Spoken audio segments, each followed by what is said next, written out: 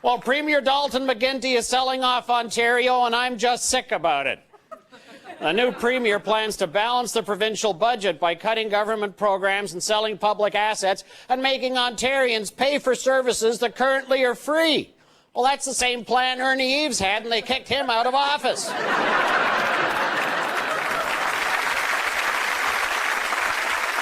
Yep.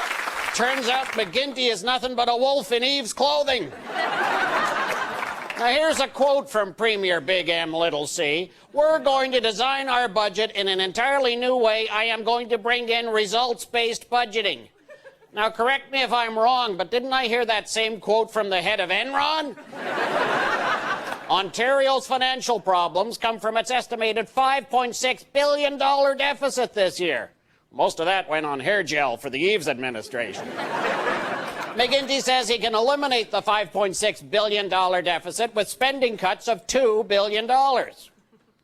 Now, math was never my strongest suit, but something seems wrong. You cut 2 from 5.6 and get 0?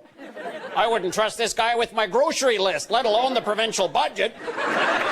So it looks like Dalton may be a little short on education, which is probably where he'll make that $2 billion cut. To raise funds for Ontario coffers, there's talk now of selling off the provincial liquor stores.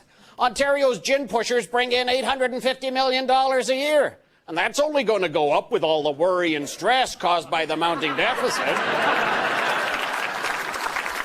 So I say, why sell off one of the province's biggest money-making assets? The same reason the previous government wanted to sell off Ontario Hydro. They're stupid.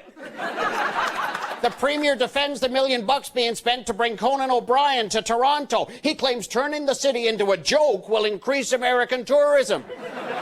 Well, if that's true, then Regina would be the tourism capital of Canada.